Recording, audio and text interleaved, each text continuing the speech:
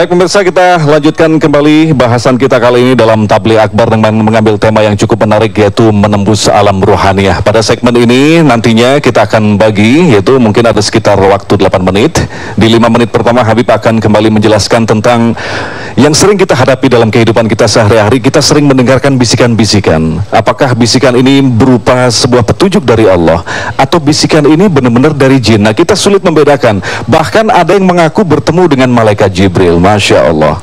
Nah, itulah yang nanti akan dibahas oleh Habib. Sementara sisa waktunya nanti kami persilahkan kepada barangkali di bagian Bapak Ibu ada satu pertanyaan. Tapi sebelumnya kita akan kembali lanjutkan bahasan kita masih bersama Habib Munzir. Silakan Habib. Terima kasih Ustaz Agung. Alhamdulillahirabbil alamin wassalatu wassalamu ala sayyidil mursalin wa ala alihi wa sahbihi ajmain. Hadirin hadirat saudara-saudariku yang kumuliakan, juga para pemirsa dimanapun Anda berada.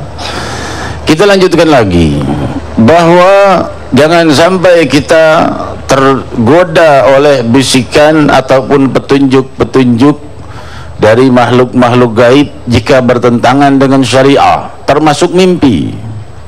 Dalam masalah mimpi sering membuat kita jadi kacau balau di dalam kehidupan gara-gara mimpi. Bagaimana mimpi yang berhak kita percaya? Ada dua. Rasul sallallahu alaihi wasallam bersabda, "Man ra'ani fil manam faqad ra'ani wa la yatamatsalu syaitanu bi." Barang siapa yang bermimpi jumpa dengan aku dalam tidurnya, maka ia sungguh jumpa denganku, karena syaitan tidak bisa menyerupai aku. Riwayat Sahih Bukhari ini jelas bahwa kalau seorang mimpi Rasul sallallahu alaihi wasallam maka itu benar. Namun yang kedua adalah Rasul sallallahu alaihi wasallam bersabda, riwayat Sahih Bukhari, jika kalian mimpi baik maka itu dari Allah, pujilah Allah. Jika mimpi buruk maka itu dari syaitan, berlindunglah kepada Allah, karena mimpi itu tidak bisa membuat sesuatu atau tidak bisa berbuat apa-apa kalau mimpi buruk. Ya, kalau itu mimpi apalagi bisikan. Saudara-saudariku yang memuliakan, dulu teriwayatkan ada orang yang terus minta untuk ingin jumpa dengan iblis. Mau ngapain jumpa dengan iblis? Mau nyaci maki iblis. Ya. Terus harapannya siang malam pengen jumpa iblis, mau nyaci maki doang. Hadirin hadirat yang dimuliakan Allah, akhirnya dia mimpi jumpa dengan iblis. Datang iblisnya. Nih aku iblis. Mau apa kamu? Kamu caci maki habis-habisan, makhluk terjadi, silahkan caci habis-habisan. Cuma aku ini sayang, kamu ini masih muda ya, hebat ibadahmu, padahal usiamu itu masih 20 tahun lagi loh. Sudah iblis pergi, saya puji kamu hebat, ibadahmu masih 20 tahun lagi, usiamu masih 20 tahun lagi. Bangun tidur masih 20 tahun, bisa nyantai kan sebentaran 2-3 tahun. Main-main dulu ke tempat-tempat maksiat dan dosa, nanti tobat 3 tahun deh, 17 tahunnya ibadah. Kayaknya kalau masih 20 tahun lagi kan masih lama. Mudah, mulai dia terjebak dengan miras, perjudian dan lain sebagainya, kemungkaran, besoknya mati. Makanya jangan minta jumpa dengan iblis. Hadirin mintanya jumpa dengan Nabi sallallahu alaihi wasallam, dan jangan percaya kepada bisikan jin dan setan. Karena apa? Karena itu sudah dijanjikan oleh Allah, ditutup oleh Allah Subhanahu wa taala. Sejak turunnya firman Allah Subhanahu wa taala, "Falamma qama Abdullah yad'u kadu yakununa 'alaihi libada", dalam surat Al-Jin, ketika Rasul sallallahu alaihi wasallam sedang berdiri, di saat itulah para jin itu berdesakan ingin mendengarkan daripada ucapan firman Allah yang saat itu Nabi sallallahu alaihi wasallam sedang salat. Sehingga riwayat Sahih Bukhari dijelaskan bahwa iblis berkata, "Fadribu masyariqil ard ila magharibiha", cari ini di barat dan timur, apa penyebabnya sampai pintu-pintu langit tertutup, nggak bisa lagi didengarkan. Mereka mendengarkan tuh, iblis dan jin itu mendengarkan kabar yang akan terjadi di bumi, kabarin ke para dukun-dukun supaya orang beriman kepada dukun-dukun dan para jin-jin yang menyembah mereka. Karena jin ada yang muslim, ada yang kufur. Saudara-saudaraku yang memuliakan, jadi diriwayatkan dalam Sahih Bukhari, berkata saya, Rasulullah, kalau peramal itu gimana? Mereka itu hanya mendengarkan bisikan jin yang itu dari 101 yang benar, hanya yugargir, bisikan-bisikan yang lebih banyak salahnya daripada benernya. Silakan Ustaz Agung. Allah, luar biasa sekali. Jadi hati-hati dengan bisikan-bisikan. Baik, kita masih punya sisa waktu sekitar 3 menit. Kami persilakan kepada para jamaah untuk mengajukan pertanyaan. Kalau memang cukup waktunya kita langsung jawab. Baik, silakan. Assalamualaikum warahmatullahi wabarakatuh. Waalaikumsalam warahmatullahi. Nama saya Siti Harunisa. Saya dari SMK Malaka, jurusan multimedia. Habib, saya ingin bertanya, apakah dapat merusak keimanan kepada Allah Subhanahu wa taala karena beriman kepada hal gaib yang lain seperti iblis dan syaitan? Baik, sudah? Satu saja. Terima kasih. Assalamualaikum. Terima kasih. Waalaikumsalam. Satu lagi dari bagian pria, nih dari adik-adik ini. Ya, jangan siap komandan. Siap. Tanya apa? Silakan.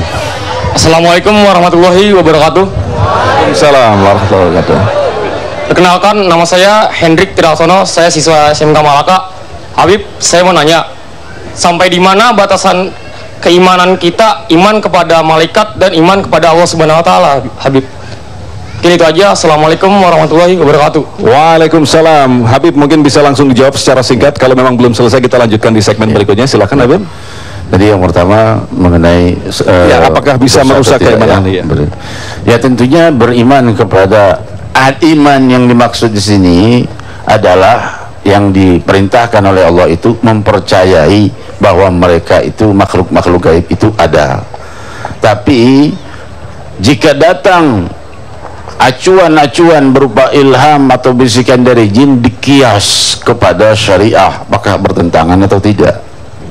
Jika bertentangan dengan syariah, berarti datang dari bisikan setan atau jin yang jahat. Kan ada orang yang kesurupan, iya, kesurupan bingung ngobatinnya, bacain Fatihah dia baca juga, bacain suratul kursi dia baca juga, dia baca Yasin dia baca juga, karena iman kita kepada Allah SWT kalah dengan dia.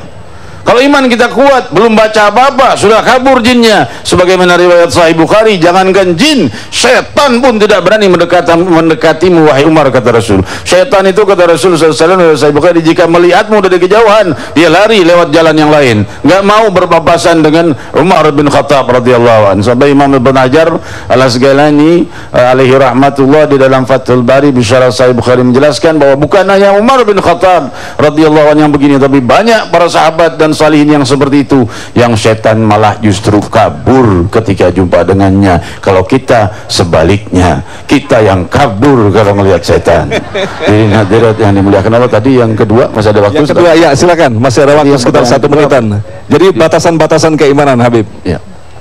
Batasan-batasan keimanan itu sebenarnya penjelasannya barusan saya sudah termasuk ya. Jadi batasan keimanan itu jangan sampai kita lebih percaya kepada hal-hal yang gaib berupa jin dan makhluk-makhluk gaib dan takhayul. Takhayul itu asalnya dari takhayal, yaitu khayalan, ya, melebihi kepada yang maha gaib, yaitu Allah Subhanahu wa taala. Yang paling berhak dipercaya adalah Allah, tiada batasnya.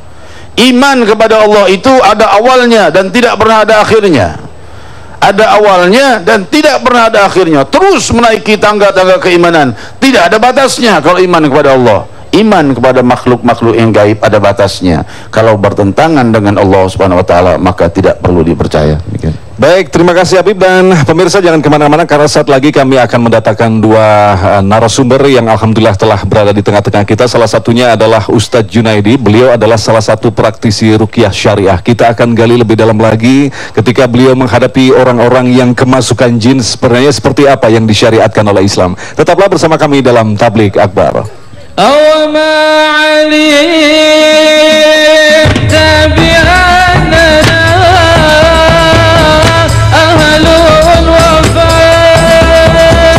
ومحبنا ما زال